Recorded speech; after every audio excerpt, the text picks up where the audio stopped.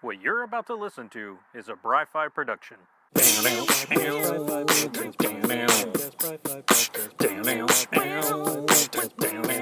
Comic book reviews. 50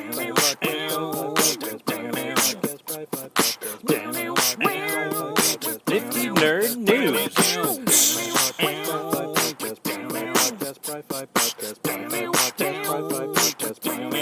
Heroes versus villains.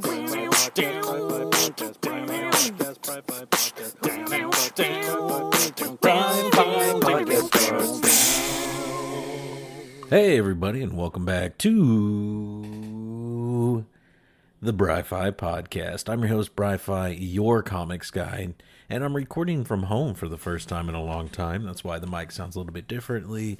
Also, I am starting to come under the weather, so that's why my voice sounds a bit different, is because, unfortunately, I'm getting a little bit sick. However, this is probably good news for Comicpalooza's sake, because I get the illness out now, right? Like, get my sickness done now, plenty early, time to recover. That way, when Comicpalooza comes around May 24th through 26th, I'm stronger than ever. Excuse me. So my voice is a little bit raspy. I gotta like clear my throat a little bit more. But if my wife was any indication that I should only be sick for probably like the next 2 to 3 days, and then be done and over with it. But then again, my wife is way stronger than I, than me. See, my brain no worky because he's sick.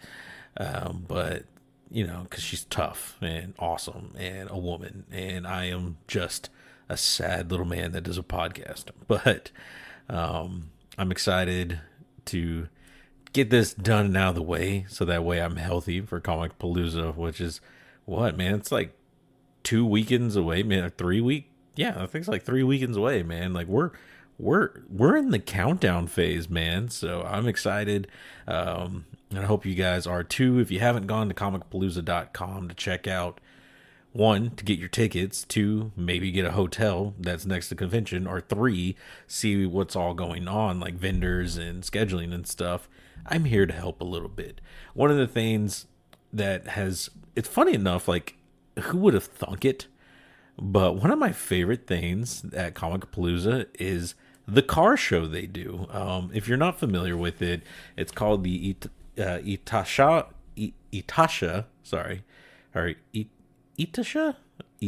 I don't know. I'm really bad at things like this. The Itasha Showdown. That's what we're going to call it right now. And it is really, it's like just people showing off their cars and stuff, which is really cool, where they're doing, they have amazing wraps on the cars, paint jobs. They like have them all decked and themed out in different things that are just really amazing and like span all types of pop culture, from comics to cartoons to anime, video games, and music. I've seen cars that have, like, talking about the video games, like games in the trunk that you could play. There's ones that are showing like movies in them. There's some that are from movie sets in them. It's just a really cool thing. It's really awesome. And it's a great like art piece to go check out, walk around, get to view all the different cars and all the different like paint jobs and wrap jobs that they do on them. See all the little things that they have inside to just kind of showcase their fandoms, man. And definitely you'll see themes with these cars. Some of my favorite ones, there's like a Thundercats one that I've seen before. There's some Naruto ones that I've seen that are really cool. And then I think, was it last year or the year before, they had, what was it, the T-Bird from Greased Lightning there, which was really badass and really cool to see. And it was a lot bigger than I thought it would be. Like, that was a really cool thing about it. But so it's fun, and it takes up there are quite a few cars, man. It takes up a nice big space. Like, it's on one side of the convention. It's always on the opposite side of the celebrities and everything. So if you go one way and you bump into the celebrities, just, not that you should turn around and go the other way, but if you want to see the cars, turn around and go all the way across the George R. Brown Convention Center. And to me, it's always fun. It's always a good little time, a good little chance to just kind of slow things down. Sometimes there's less people over there, which is really nice, but it's a cool way to just get to view some things and see some really neat stuff, which is what I really like about it. But what's also cool that they do over here, so maybe like big cars aren't your passion, but you're like into something a little bit smaller. They have RC cars, like they have a Comicpalooza RC Car Expo, which you can check out, and it's along with the Itasha Showdown stuff, and they have these cool like 1-to-10 ratio drift cars. So like if you ever seen that, so I love, for whatever reason, I'm just love watching YouTube videos of these drift RC cars. I think that's really awesome, really badass. And then there's also a 1-to-28 ratio mini Z racing cars, and those are really cool to watch race around a track and stuff like that as well. And my wife and I, we kind of sat around for a little bit just to kind of watch it, because like I love RC cars, so it was really fun to watch. I don't think my wife was into it as much as I was. But what's also really cool is between the exhibition races that they'll be doing throughout the weekend, you might be able to have a chance. I think you have to be 12 or older to drive one of the Mini Z RC cars. So that's a pretty cool way to get involved with what's going on in this. And it's an interactive exhibit, which is really cool and really fun to see. So that's definitely something I think you guys, if you're interested in cars or RC cars, I think it's something really cool to check out that weekend, because I know I sure will be. Of course, that's not the only thing that's happening that weekend. Comicpalooza has tons of other programming that you guys should check out, but that's one of my favorites, one that I always seem to find myself gravitating towards every year that it's been there. But that's about all that I have for Comicpalooza, guys. Stick around, because we have some really neat, nifty nerd news things to talk about.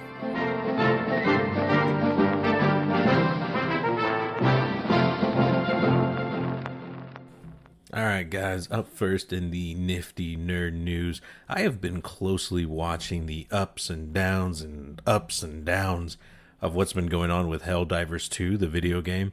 If you're not too familiar with it, it's essentially Starship Troopers, but a lot more hilarious, at least watching people play.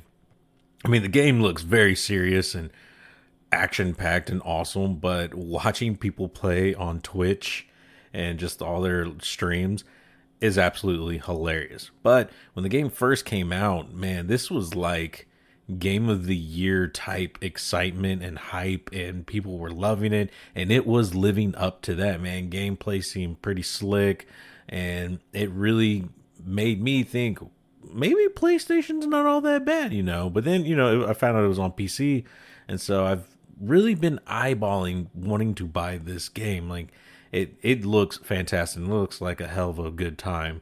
But then Sony announced that they were going to force PC players to get a PlayStation Network account, that having that linked to your Helldivers was going to be mandatory and required. And that didn't go over very well for most of the player base, because as it turns out, there are a lot of countries, for whatever reason, that do not support PlayStation Network. Like, you can't get PlayStation Network in certain countries. And some of those countries, you could still play Helldivers 2 if you were on PC. So that led to a lot of people being like, you created this game that we paid for, and now you're going to put it behind some crazy lock that we can't get to. And it's like you stole our money from us. So a lot of people were upset. Plus, there was a bunch of other people, PC players mainly, who didn't want to have to get a PlayStation Network account, just like a third-party account, just so that they could play this game. And I kind of see the frustration with that. It's something that I've dealt with some Ubisoft games, where you have to have an Ubisoft account to play these games, which I'm not... Like, I'd put up with it and I'd do it, but it's not my favorite thing. So, like, I understand that. But Helldivers 2 players took this to a whole new other level. They said, you know what, we're going to take a page out of this game and get some mandatory democracy going.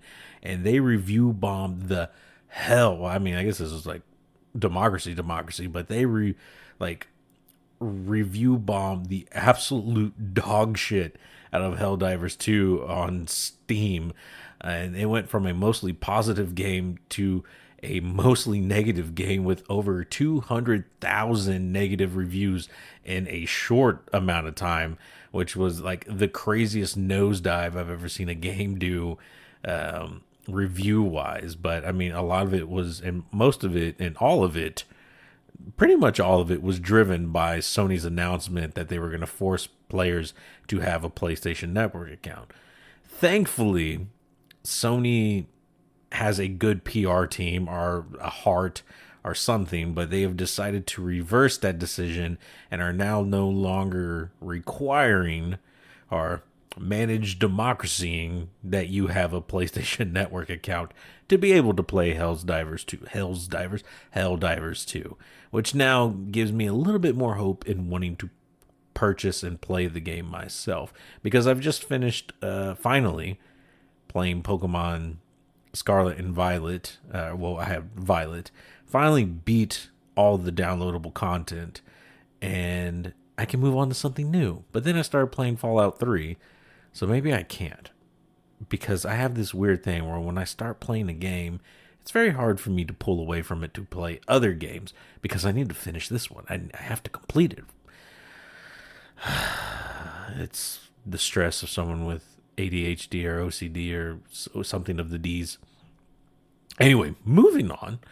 The president of Nintendo announced that you should expect to hear an announcement on the next Nintendo console sometime this year, which is the weirdest way to say we're going to announce something. I mean, let's face it, the Nintendo Switch, which this shocked me when I realized this, first came out in 2015. That was almost 10 years ago. It has been 9 years since the Nintendo Switch has been released. And that was the year my son was born. My son was alive has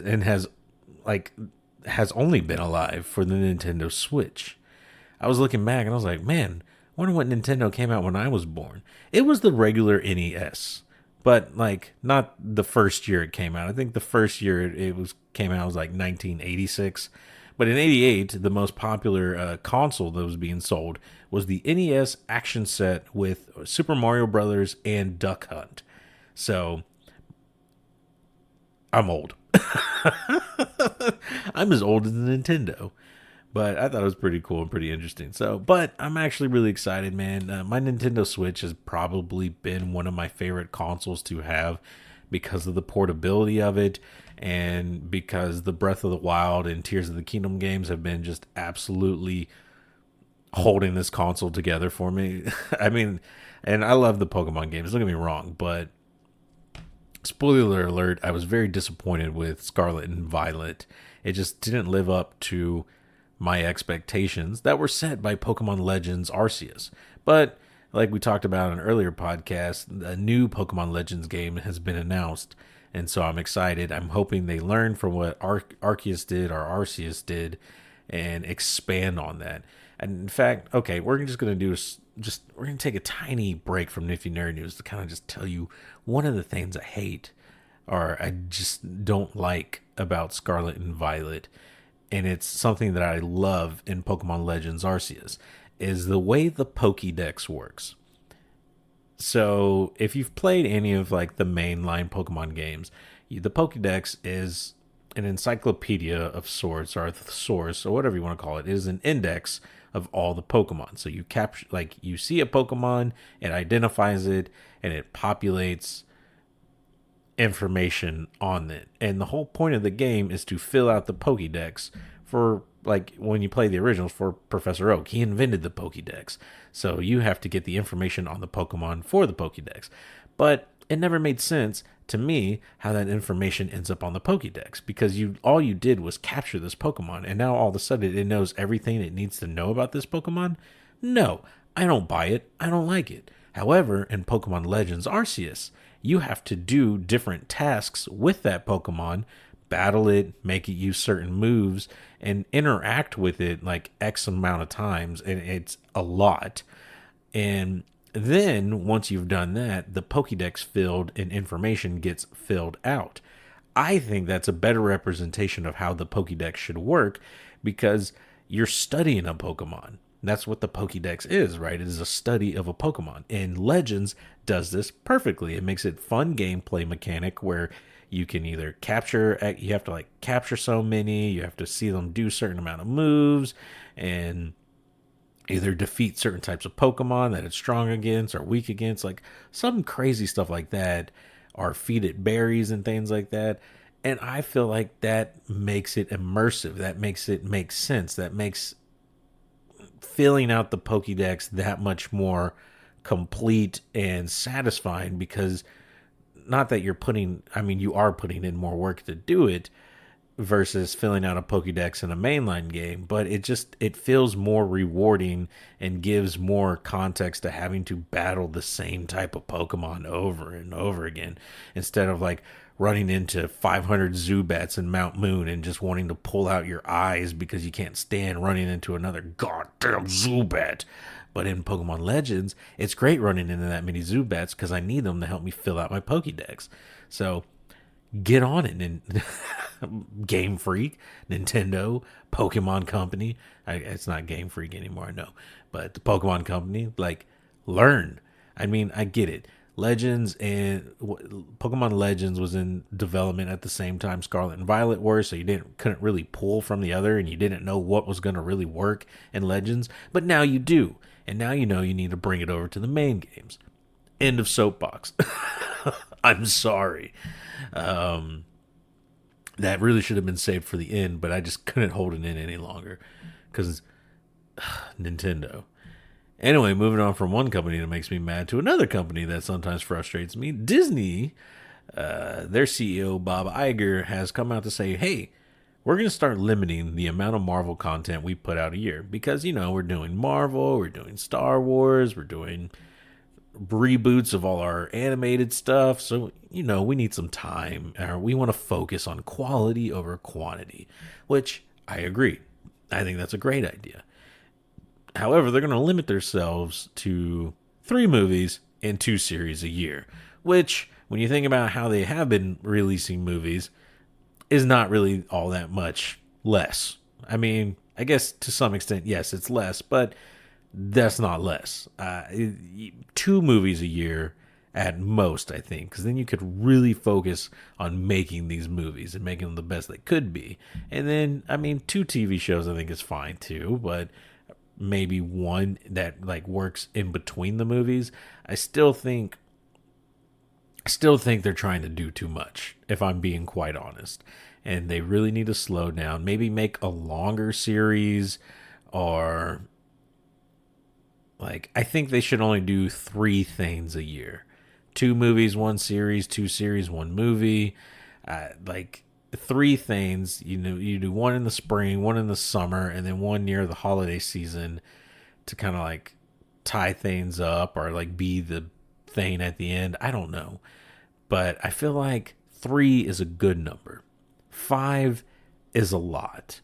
Because if you want me to watch your Star Wars stuff too, which are you going to limit to 3 or 5 or 9? You gotta think about your company as a whole. I get it. Disney's huge, and Disney can do anything it wants to do because the things that it puts out spans multiple ages and different demographics, where different people are going to watch different things. But at the same time, you're going to spread yourself out too thin, which we've seen them do, and we've seen the consequences of that. So come back even further, man. Bring it down to 3. Focus on doing 3 really great things, and then maybe throw in a 4th. And then if you're really good at what you do, then you can throw in a 5th. Look at what they did with the first Avengers and moving on. The first half. We always go back to the first half because, honestly, that was lightning in a bottle, but that was it somehow worked perfectly. They didn't have a bunch of hits. They did have some misses. That's probably the better way to put it. But at the end of the day, it was still a well-crafted overall story that led to an amazing story arc at the end. I think the other thing is too, we're focusing too much on the Avengers, and we really need to, or like, it has this feel of like it needs to be an Avengers movie, and I don't know if that's necessarily the case, but I don't know, man. We'll see how it plays out. You got the X-Men, they're going to be coming soon. Deadpool, of course, is going to be out before that. And then you have the Fantastic Four, which should be coming out pretty soon, too. So, I don't know. Disney has a plan, and I guess we just need to see that before we make all our final decisions, eh? And then the last bit of nifty nerd news we have today, I found very fascinating. So, the Tokyo Police Department has announced that they have arrested a high-ranking member of the Yakuza, like one of their leaders. And he was caught stealing Pokemon cards. Which kind of tickles me. Because one, I get it. The economy's bad and it's hurting us all. But Pokemon cards. And it wasn't even just Pokemon cards. He stole some other things and 25 Pokemon cards. And all of it together was worth almost $1,400 American. I can't remember. It was quite a bit in yen, but roughly translated to $1,400 in American U.S. dollars. American U.S. dollars and U.S. dollars. But I don't know why this tickled me so much. I mean, one, I guess because, through media and the years, I've had this very hardcore take of what the Yakuza is, and I'm sure, and I mean, not that I'm like, oh, I'm sure, like, not that they embellished it, but it used to be a lot worse. I think, one, it's a testament to how well, like, Japan and Tokyo and Japan as a whole have cracked down on crime over there and cracked down on not just the crime syndicate or the Yakuza over there, but the companies that would work alongside them for gains on either side and cracking down on that. And I also think just people are starting to realize the risks aren't worth the reward as well with the Yakuza. And so you've seen a pretty steep decline of the Yakuza and its member side, like the membership and stuff. But it's crazy because, like in movies and stuff like this is the thing. Like, oh God, you don't want to piss these guys off, man. They're in things. Rush Hour, I think they're in there. The Fast and Furious movies, I think they show up at one point. So like, they ain't no joke. But then a news article like this comes out and one of their leaders is arrested for stealing Pokemon cards. And it kind of just makes it seem a little silly. Then again, it's still the Yakuza, so I'm not going to say the dude's name or anything like that. He might come over here. He might steal my Pokemon cards, and I don't want that. Because I think I have a little more than $1,000. Well, no, I don't think I have anywhere near $1,000 worth of Pokemon cards. Maybe 200. No, I have a Charizard that's worth over 100. So definitely have more than $200 worth of Pokemon cards, but not much more. And I just I want to see the picture. I want to know which cards he took and how valuable they were. Or was it like someone had 2 booster packs that he just picked up of like Temporal Forces, the new set? Like, that's what I don't know. Was it like trash cards and then he really stole like $1,400 of real things and then 2 booster packs? Or was it like, oh no, like the Pokemon cards were worth like the $400 or the $1,000 of what he stole? But it's kind of funny when like you think about stealing Pokemon cards and stuff. One, Team Rocket is real, but two, in the grand idea of things, and as I'm thinking about it, and I've heard other stories of people stealing cards and things like that. Stealing and reselling Pokemon cards is kind of, not that I condone this and say you should do that, but it's easy, right? Like, you can't trace that. There's not a serial number on my Pokemon cards. So like if someone steals my Alakazam. Like, I have a base set Alakazam that I'm really proud of. It's not a first edition, and it's not a perfect mint, but it's got some scratches on it, and it's not shadowless. It's just a base set Alakazam holographic that I really like. It's one of my favorite cards from the base set. But there's no serial number attached to it. There's nothing that is an identifier to, hey, this is my Pokemon card. Now, if it was a graded card, they have barcodes and stuff, so the graded cards are harder to sell, but the ungraded stuff, you could just grab, put on eBay. No one would know, because, like, what am I going to do? Tell the police, hey, I'm missing an Alakazam card, and this guy is selling an Alakazam card. There's no way to know unless I like had an actual video of this guy busting into my house, walking out, showing it to the camera, like, oh, I got your Alakazam, abracadabra, I'm gone. No, so there might be something to this. Maybe the Yakuza is on to something, taking Pokemon cards, because there are expensive cards. Now, Pokemon might not be the way to go. You probably want to look at Disney Lorcana or One Piece. Actually, One Piece is probably the way to go, because the shit that's coming out of actually, I don't even think the Yakuza could get One Piece cards, because anytime a set gets posted or like put out in stores here, it's immediately gone. The entire booster box display is gone. I can't find starter decks.